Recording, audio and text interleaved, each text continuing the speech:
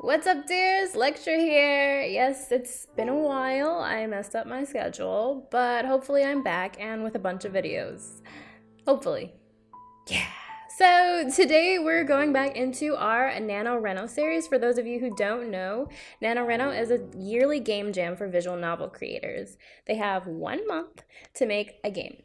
Shameless plug, but I participated last year. Link in the description below. We'll be playing a bit of Dungeons and Don't Do It, which is a D&D parody, and Imre's Curse, which is a prequel to another game that I'll be getting into soon. Okay, we ready? Let's go. This is you. You're not a school student, you're 20 years old. You just have a thing for cosplaying Japanese school uniforms. You're a weeb. With that out of the way, you need a name. I'll name her. I don't trust you guys. Send her a name. She's gonna be Ray. Oh wait, I'm a weeb. She can still be Ray, I don't care. Do you want to be called Ray? Sure. There's a dull slamming sound in the distance. Hope she's okay. Okay, good. This works with my controller. Probably not really gonna help me, but whatever. What is she doing exactly? I don't know, and I don't want to find out in case she makes me help. There's another dull noise. It's off Curse. I can hear you guys, you know. Grace laughs and you hide a smile at her amusement. Hope she doesn't make the roof collapse on us like last time. That was one time. You and Grace have been dating for a year now, and she has never failed to make you feel all warm and fuzzy.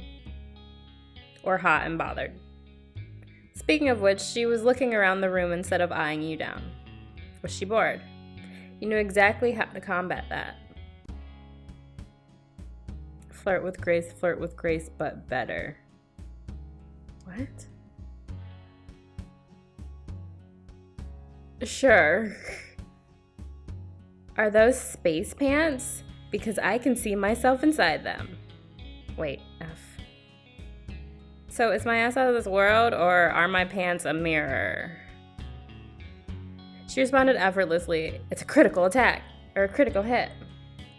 Ugh, you're lucky I love you. Who doesn't? Grace had that look again. The one that said you were losing. Well, alright, finally.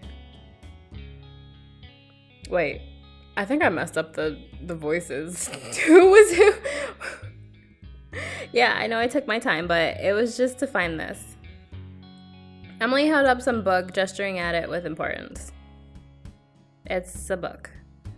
Emily sighed and shook her head. If only it was just a book, my friend. Then I wouldn't have called you two over here. I still don't get it. You took a closer look, reading the cover as Emily waved it around. D&D? Yes, finally. I assume you understand now. Hell yeah, you got it, but even better, Grace was still lost. She had no idea. You want us to play D&D, of course. Yes, I can DM. It's been a while and I miss it. That's why I got the idea to dig this out of my boxes. Where is she? Does she have a Sprite? Is she just like in the corner? Okay, but I'm lost. There are a few issues, of course. Grace not knowing what's going on is just a pleasure of mine. Hey, I know you were teasing me. She laughed and you continued to grin back.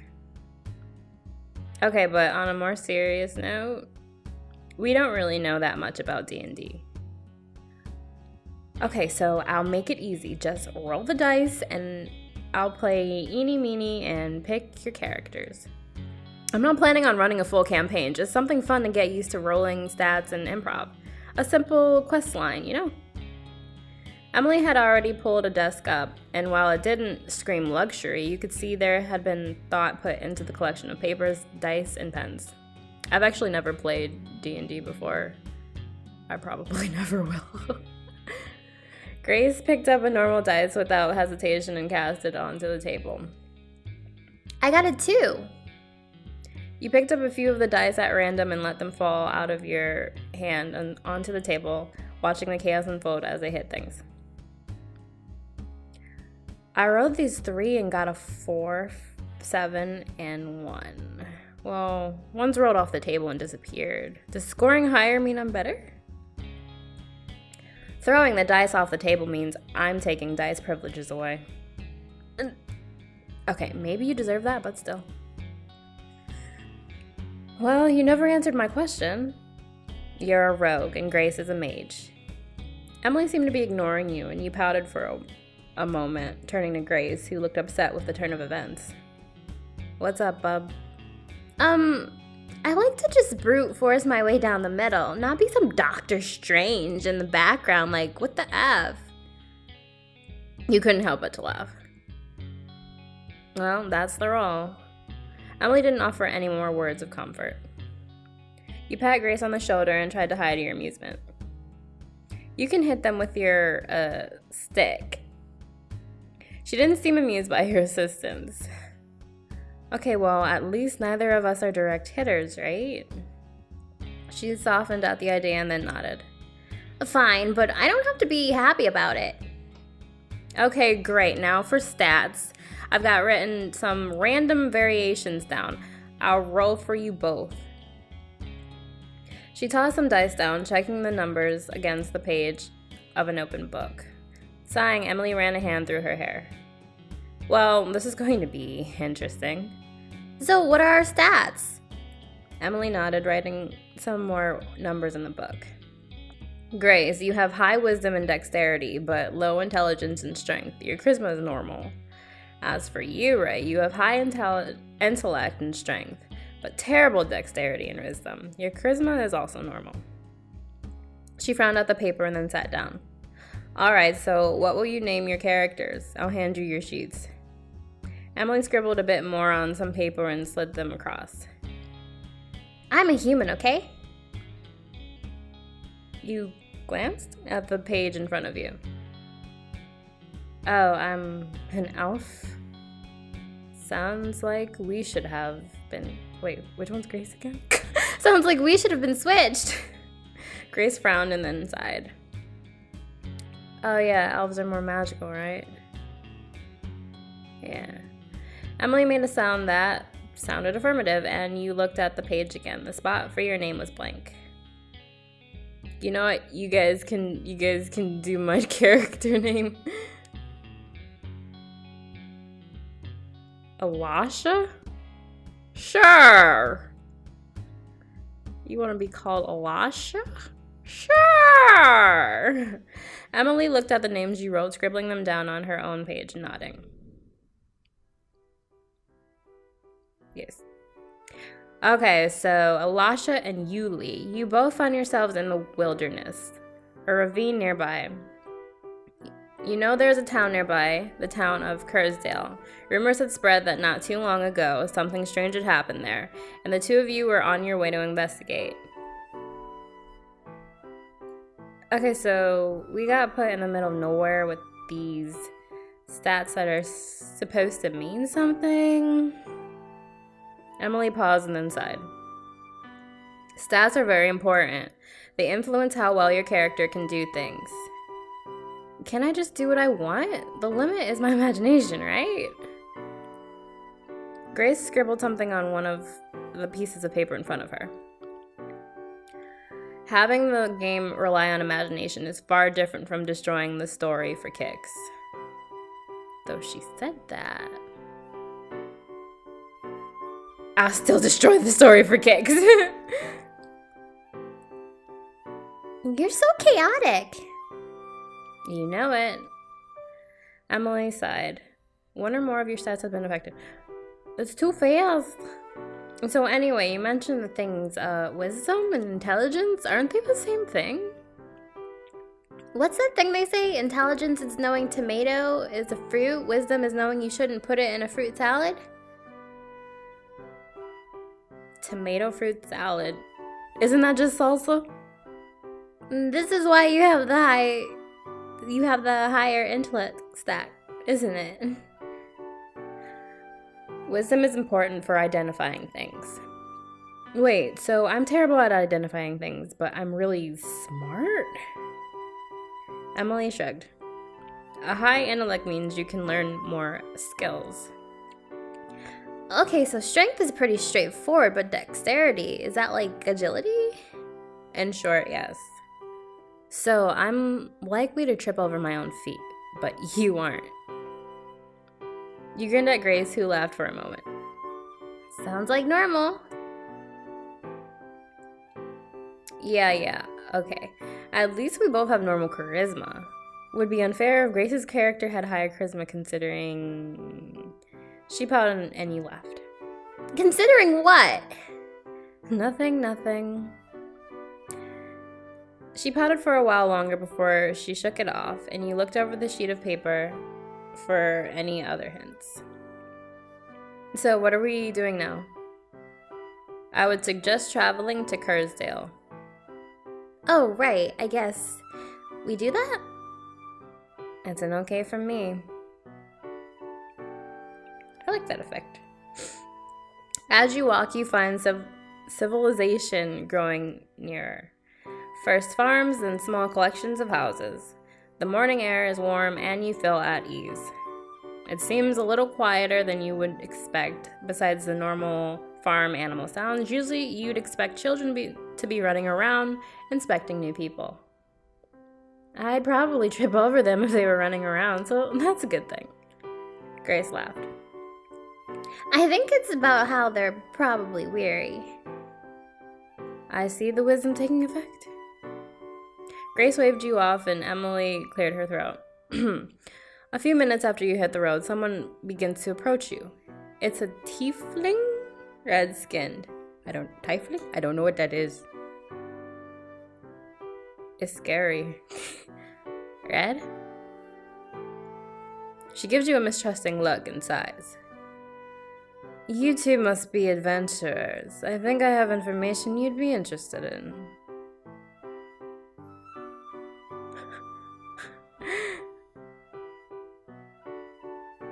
Spill the beans. Okay, so what's the tea? The tiefling looked long ways at you, then turned to Yuli. The truth is, this town wants to blame me for its people going missing, but I'm not the culprit. That sounds like what the culprit would say. There was a suspicious man who came through town that night, the night before they disappeared. A merchant. I saw him when I went to the market. Everyone I can remember seeing with him is now gone. You saw Grace furrow her brows and nodded sagely. So, where will we find this guy? The tiefling shakes her head. I left quickly. I despise being in town. You'll have to speak to the mayor. He should know more, though he's probably still blaming me. I wouldn't be surprised if that damned wizard has something to do with it either. Wizard? The tiefling nodded, then sighed. We have a resident angry wizard, and they still want to blame me for every mishap just because I have horns, idiots. Sounds like we should go to town and talk to that mayor guy. Grace looked to you, and you nodded. Let's go.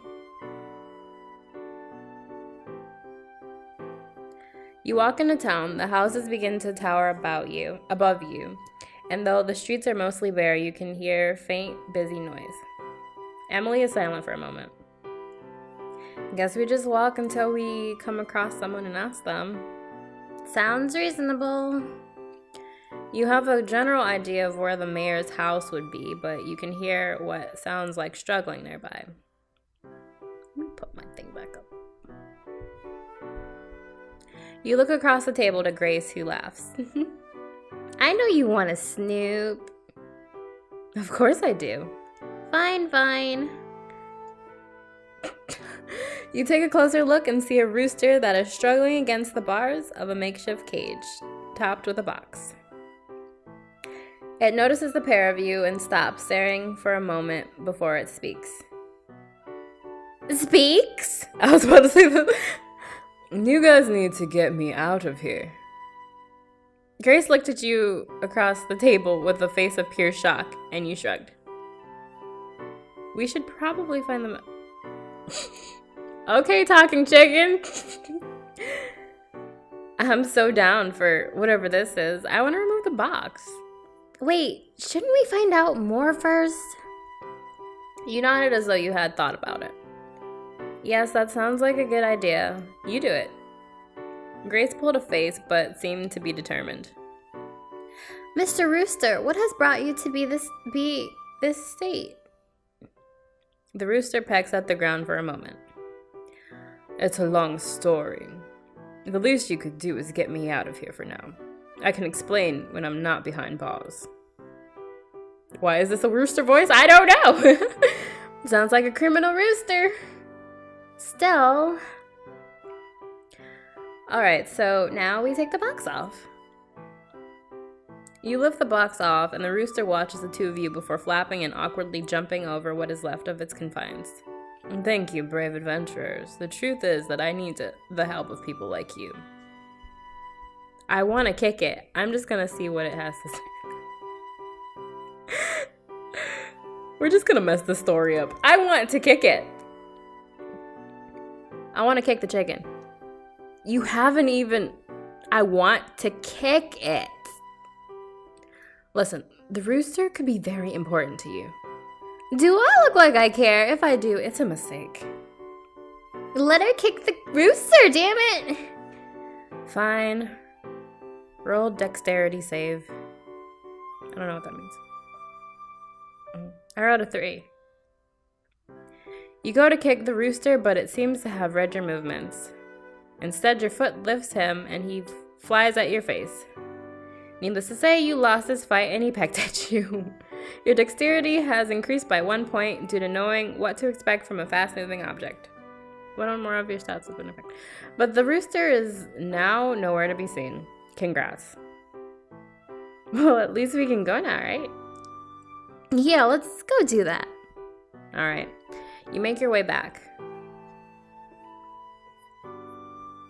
As the two of you continue walking down the main street, the number of people you see grows. They're not as friendly as you're used to, casting glances and keeping to themselves, but it's better than the ghost town you were anticipating. One man in particular is vocal, and as you approach, he calls out.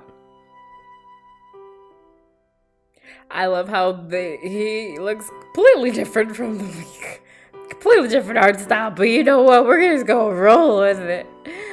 Hey, you two must be adventurers. Man? He is smiling broadly, waving to you. You have no choice but to walk towards him to continue. I'm looking for a rare herb. If you could find it for me, I'll be willing to compensate.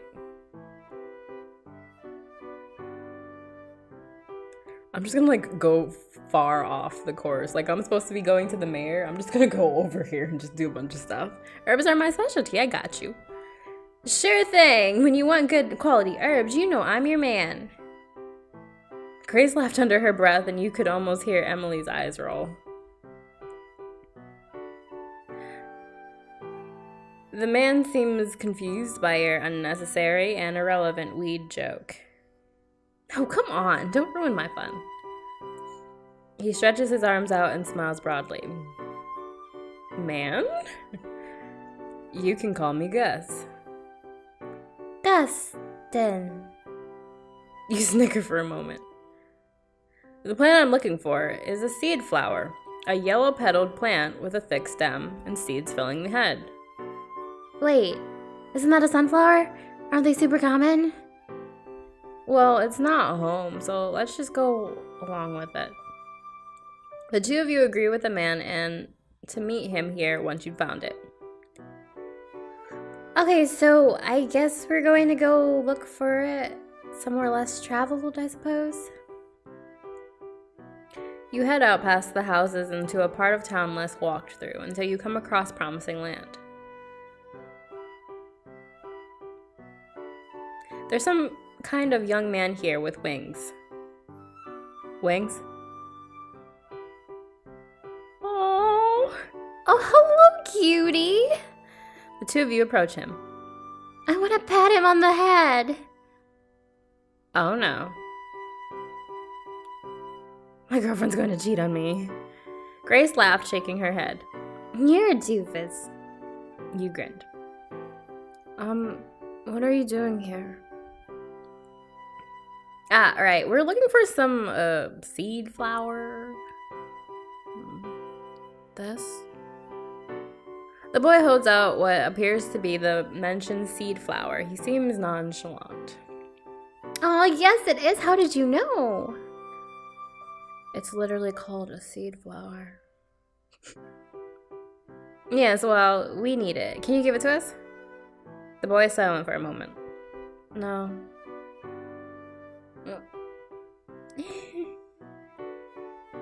Okay, but why? The boy shrugs. It's mine. But we need it. The boy shrugs again. So do I. Okay, why do you need it? It's food. I like seeds. Oh, come on, Elisha. He's just a kid. I want to trick him. Do I have anything to trade? I don't have anything to trade. He's a little boy who just wants to eat. Think of this objectively. Emily gave him that, and we're here at the same time. It makes sense we're supposed to take it. So what is your plan? I'm going to tell him that the seed flower is poison so he can't eat it. Just rip it out of his hands. Kill him. Oh, I'm just gonna... I mean, he got wings. Does he have, like, talons? Is that what those are called? I didn't make that up, did I? Okay. Well, that's rude, but okay. Emily cleared her throat. You rip it out of his hands, but start to stumble backwards. Roll a dexterity save. Well, I rolled 1. You trip backwards. Why? Kicking up the wood from inside a fire you hadn't noticed. The wood and the ashes spray around you and begin lighting the grass. It only takes a few minutes before everything is on fire.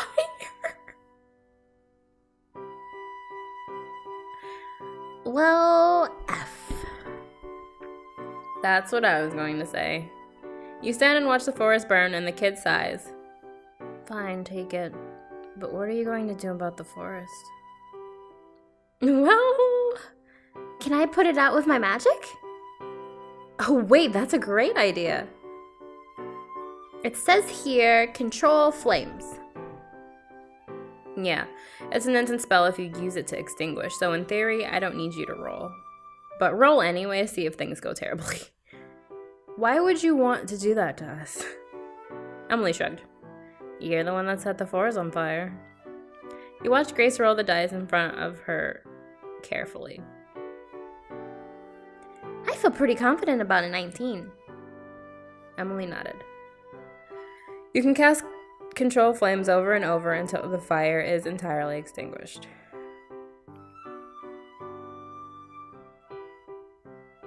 Pretty sure it wouldn't look like that, but, you know, it's cool. The boy watches with relative interest and then begins to smile. And all the flames recede, he claps. As all the flames recede, he claps excitedly. Okay, I'm impressed. I'll leave the seed flower with you two. Thank you for saving the forest, pretty lady. Oh, that's cute. He smiles broadly before walking away. So I guess we just go to the Gus guy now that you're finished. Now that you're finished being hit on by a child. Grace laughed and you grinned back. Sure thing. My pop filter just like falls off. It's kind of annoying. I probably don't even need it, I don't know. You walk back to meet Gus. Hey. He's all smiles and nods. So, have you got it? Yeah, here. Yeah, it was a little difficult, but we got it. Gus pats both of you on your shoulders, nodding. Well, in that case, let's get going. We can deliver it together so you can get your reward. Yeah, okay, I guess we have time. Let's go.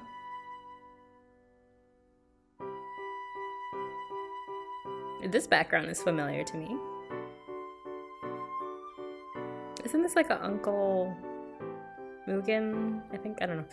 You enter a tunnel underground after being led through a building. It's dark, dimly lit by torches. Okay, wow, this isn't creepy at all. Haha.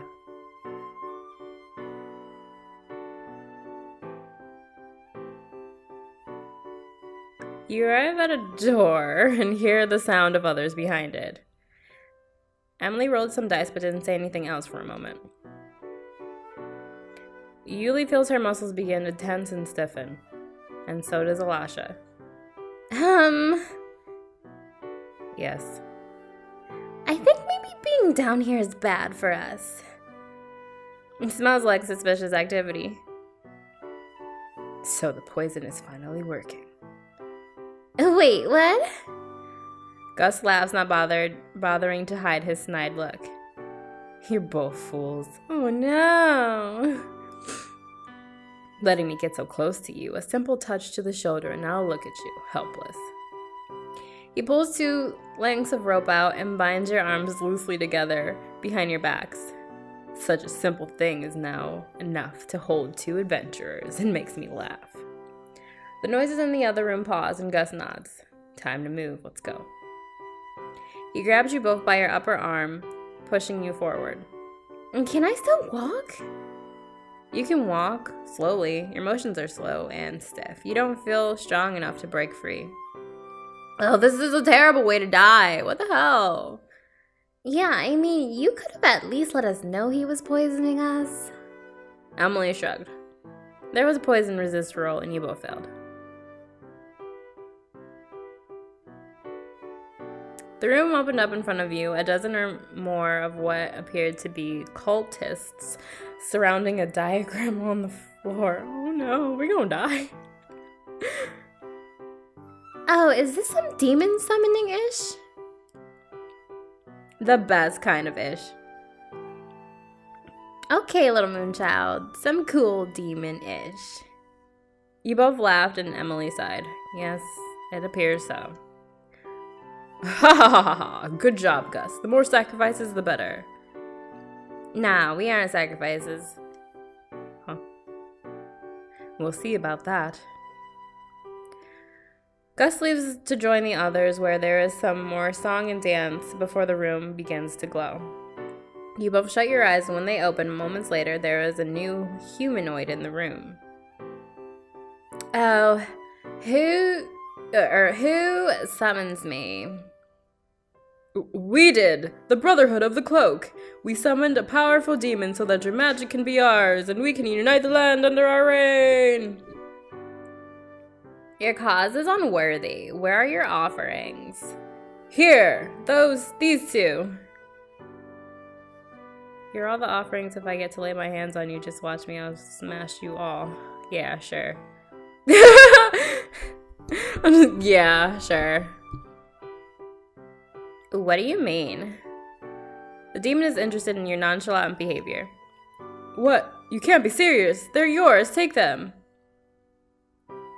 Silence. You're all mine. It's simply up to whether you interest me or not. Yeah, well, I don't know. I'm just not feeling this whole bound and poisoned thing. The demon pauses for a moment, then nods. If I remove your bindings, will you seek vengeance on these men? Yeah, okay. You know what? I am bored enough, sure. She smiled, pleased. A few fractions of a moment later, the ropes fell from your arms. Oh, I feel fine. Wait, this isn't how this is supposed to go. Emily rolled some dice and nodded. You go for Gus first, and it doesn't take much force for your blades to tear through him. This sounds fun. I want to kill them all. Oh, I actually said LMAO. Did you just say LMAO? You laughed and Grace followed suit. I guess I'll stand somewhere I won't get in the way. Emily continued to roll dice, nodding occasionally. You tear through each cloaked member, one at a time, laughing manically as attempted to escape. It doesn't take long before the room is filled with corpses and you stand breathing heavily. Very nice. I'm impressed. Yeah, it was nothing. You can call me Kuro. So, black. Wow, that's lame. Emily sighed and you waved your hand. Okay, Kuro. So, why were you so interested in seeing me kill them all? Oh, I feed on energy. Negative energy is just way more potent. She shifts through the corpses, nodding. That's just as I thought. Well, she nods, looking up at the pair of you. She appears to have been rejuvenated, and you take notice of her shapely figure now. Should I tap? Hey! Grace pouted and you laughed. I'm going to reward you. What do you want? You, me, someplace comfy, what do you think? Oh, I guess power is fine. I guess probably just don't kill the villagers. How about that? She rolls her eyes and flicks her finger at you. I have no interest in doing the dirty work myself. There are plenty of people willing to do anything for me. You know what? I take it back. I want to sleep with you. Hey! What? Confidence is sexy. Emily laughed. Kuro laughs at the suggestion. Maybe some other time, cutie. Emily, don't help her! It was Emily's turn to laugh across the table with you, and you watched Grace pout. Well, you two should leave now. I'll port you back up the street. I need to sort these bodies out. Oh, okay. The feeling of teleportation is mostly nausea. But once you start feeling better, you find yourself stretching in the daylight. Feels much better to be free from the underground. Well, that was something. We're alive. That's all that matters. You walk forward and find yourself rounding a corner towards the mayor's house.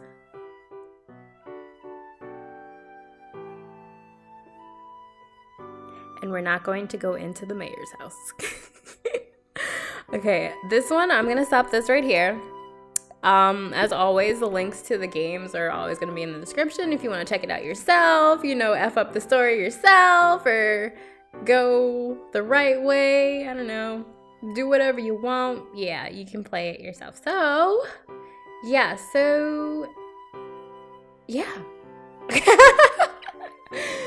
Dungeons and Don't Do It. That was very interesting.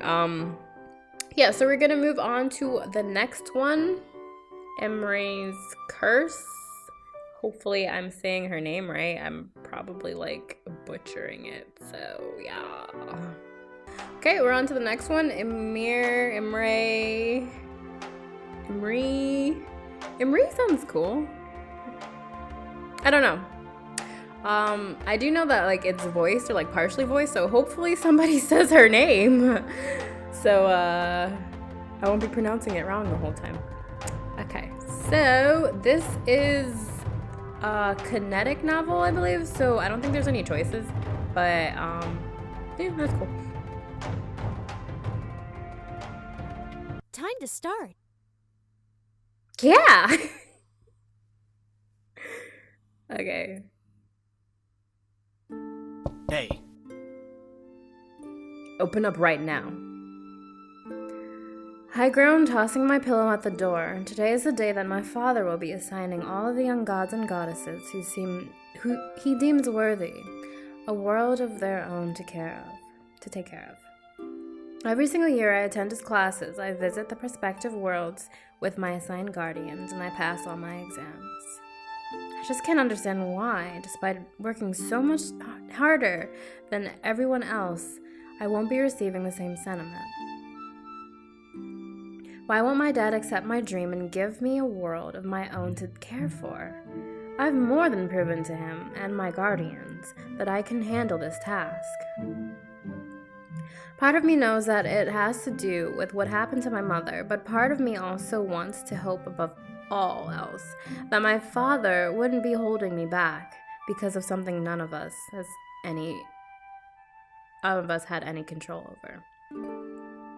What my mother did does not define me, him, or even Sanctum. She was her own person who made her own decisions. I should not be held back because of that. Imre. Imre, okay, cool. We have to be there to support our classmates. Show your dad that you have some integrity. Einar's words pull me from my thoughts.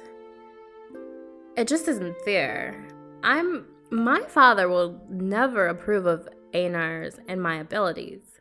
We do not have caretaker potential, or whatever our guardians told him. I beg to differ, but no one challenges Celestius and lives to tell the tale. Unfortunately, Einar is right. I have to go to the stupid ceremony or my father will punish me. I jump off my bed and head to the door, plastering on a fake smile for Einar. Also, her room hella bare.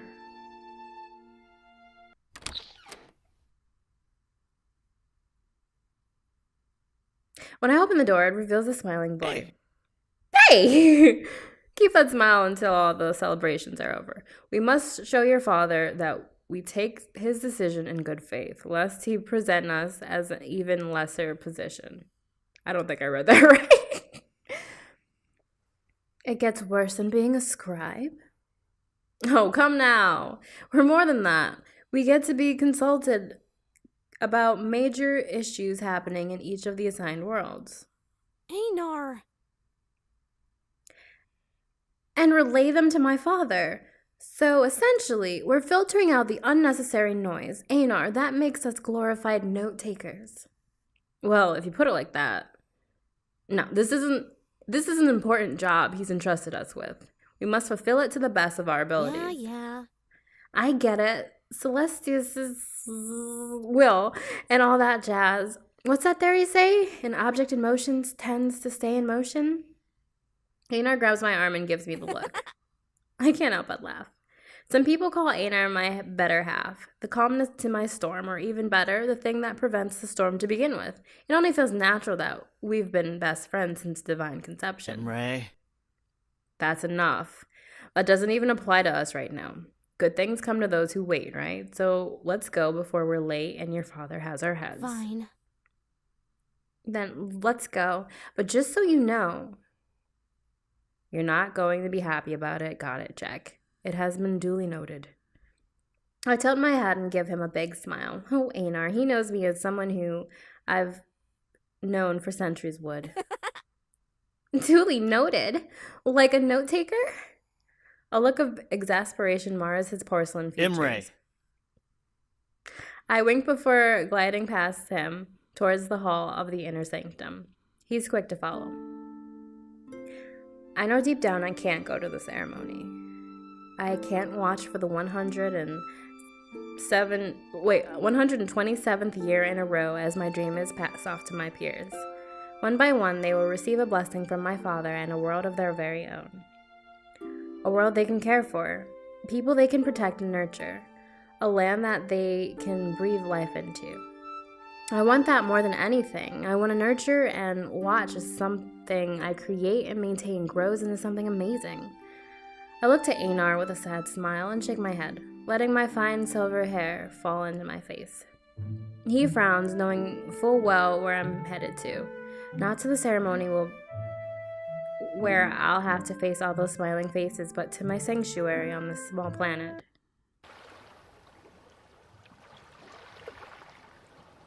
The crisp night air caresses my face like a forlorn lover. Being out here is blissful serenity. The waves crashing against the warm sand that burrows between my toes helps me think. Of all the places on this small planet, out here by the water is the only place I feel completely at home. Sometimes home feels so distant and foreign. I know that I belong here, but I fear that I will remain here in sanctum for the rest of eternity.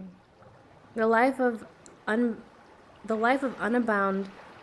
oh my gosh, there's too many big words, tumultuousness that my father thinks is paramount in the other worlds around sanctum is a misconception. Rayla, the goddess who had been assigned the role of caretaker to a small world on the outskirts of the galaxy at least a century ago, has told me that her world is harmonious. There's no greater joy to her than seeing the world under her care go from a small inhabited wasteland to an up-and-coming civilization. She gets to see what else is out there, and for that reason I'm envious. Imagine having an impact on not only a single person's life, but hundreds of thousands of people. What difference am I making being holed up here? I hear footsteps and it's evident who they belong to. The only other divine one not at that stupid job designation ceremony. Einar. Go to that ceremony. My father will think that at least one of us has some integrity. Well, what's some integrity amongst the divines, right? He tries to pass it off as a joke, but I understand what he means. Nothing in sanctum has to do with integrity.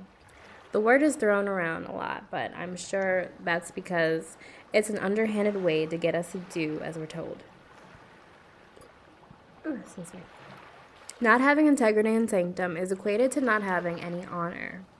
But in reality, integrity is standing up for one's moral beliefs. It's about having the courage to look the oppressor in the face and tell them that enough is enough. Even if you really, really love that person. So maybe I don't have integrity in any sense of the word. It's not fair. We're capable of doing more than what my father's offering us. The rules in place are foolish. Einar. You're the smartest and most compassionate person I know. You shouldn't be stuck going through the complaints of other people. Will your father really not let us try again next year? Like, try 128 is the charm. He just doesn't want us to leave sanctum. It's so beautiful out here. One would wonder why I would want to venture out. After all, in no other place would the sky be as sparkling and the water as clear. The humans think of this place as heaven. There's nothing but breathtaking beauty around me, but even that can get stale. If you ask me, they're the ones living in heaven. Every day is something new for them. Ooh. That may be true. You are both valued divines. It would be a travesty to lose either of you. That scared the crap out of me. Father! A loud booming voice shakes the sands beneath my feet. A low rumble travels through the waves. If the world could tremble in my father's presence, I honestly believe it would. Your Holiness! Einar drops to his knees and places his hands on the ground in a bow-like motion. We were just on our way to the ceremony. I love Einar to death, but the boy can never stand up for himself. I know you two plan on staying back, and that's acceptable. You don't have to attend the ceremony, but you do have to accept your designations. Absolutely not! We cannot, Father. You'll have us be glorified note-takers. That's torture, and you know it. I stomp my foot on the ground. I'm having a temper tantrum. Oh, yeah, as if I'm once again a small child throwing a tantrum. I still feel that way sometimes. I can beg and cry and scream, but if it isn't what's best for sanctum, then I have to pretend like it isn't what's best for me. Sometimes it's okay to be selfish. Mother understood that. If Mother was here, she'd allow me to follow my dream. You know that, correct? Imre. Einar's voice is barely above a whisper, but this is one thing he cannot come between. As much as you adored her, she was not privy to all things. Your mother could not see the error in her ways, let alone guide you in yours. Einar stands up, dusting off his long white coat. He bites his lip, watching me with concern of a frightened friend. Don't you dare talk about her as if she had done nothing right in her lifetime. She chose you, didn't she? She brought me into this world. Father, all I ask is that you allow me to experience the same things that she got to experience. Silence befalls the three of us, and it's deafening. In this moment, I realize my own shameful actions. I have put my mother, who I have not seen in over a century, above my father, who has done nothing but give me all I've ever known. My mother was banished from sanctum when I had only inhabited the universe for my 11th year. She was a caretaker herself, and aside from that, I do not know much. She was never around, having dedicated her entire life to the world she was assigned to.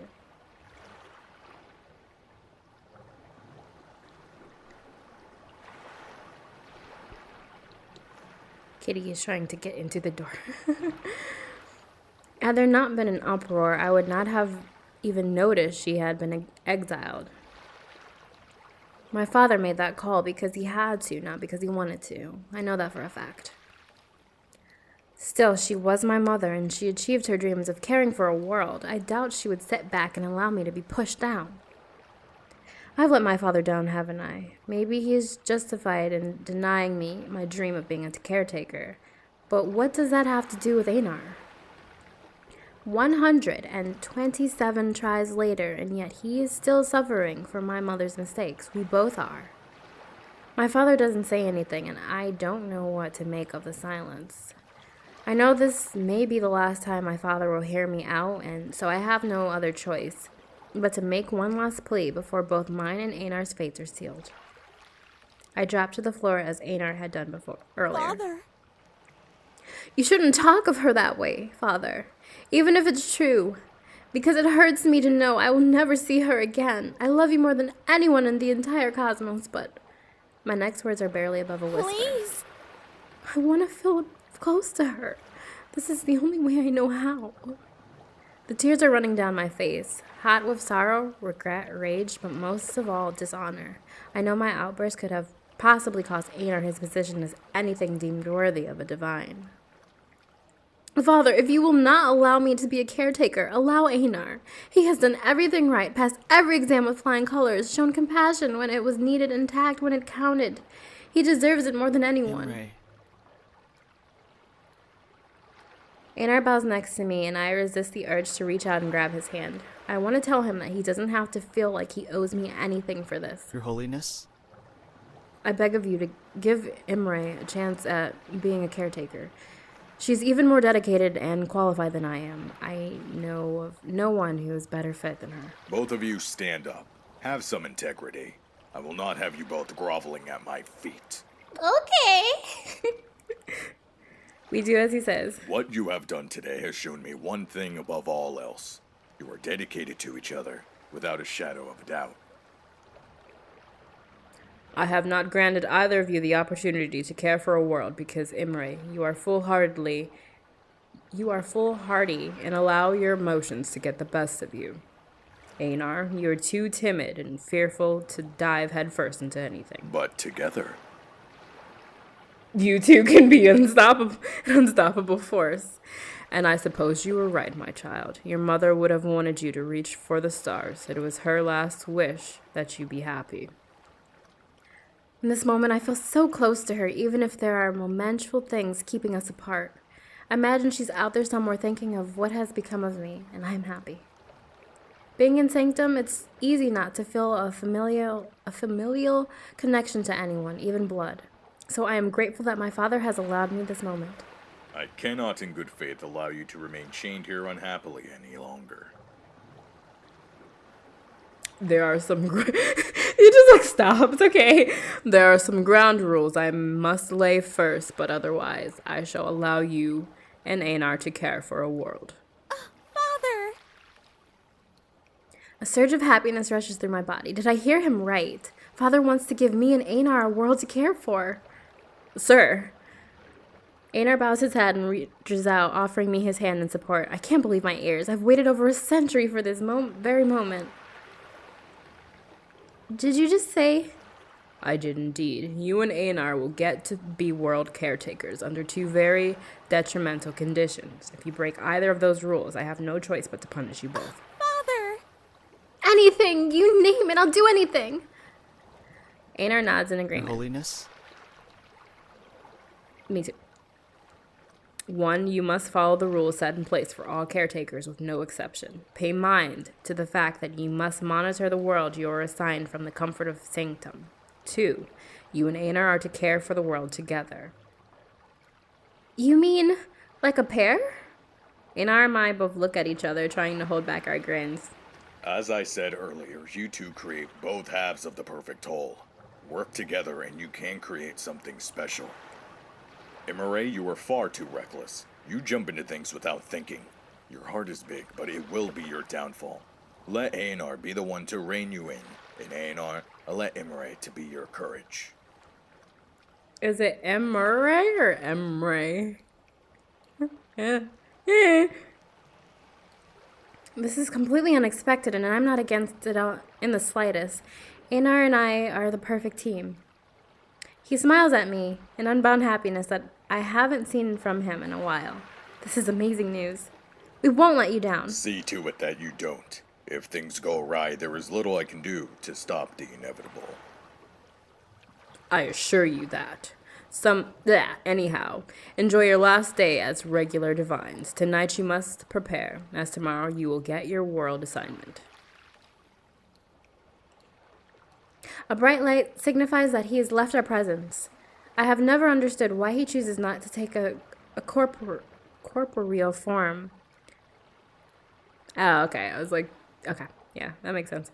Instead, letting his voice travel through the wind. No matter, I have bigger news on my mind now. Einar. I run and hug my friend tightly. We've done it. We're going to get a world of our own to take care of. This is really happening right now. We get a world tomorrow. We get a world tomorrow! The two of us gush for a bit.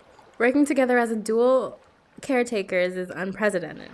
Not only will I finally be able to take care of my very own world, but I'll be able to do it with my best friend. I really can't believe it. I think we'll need a second to process this. Maybe we should head back and just let it set in. Yes. Yeah, I think you're right. Let's do that. Should I go into chapter 2? You know what? I'm gonna stop right here. I'll go into chapter 2 on my own time. So, dears, that was Imre's curse, and we also had Dungeons and Don't Do It. They're both pretty interesting. The first one was pretty funny. This one seems like it's gonna get pretty legit. So we still have our regularly scheduled, maybe not scheduled, but we've got Broken Minds on the agenda, we've got the letter, and we've got Yakuza Kiss. And I'm throwing in something extra as well. So hopefully I will be filming 4 more videos, and like the week's just gonna be like or something like that. So hopefully. So yep, that's it, dears, for today. I hope you have a great day, and I'll see you again tomorrow. Wow. Okay, bye-bye.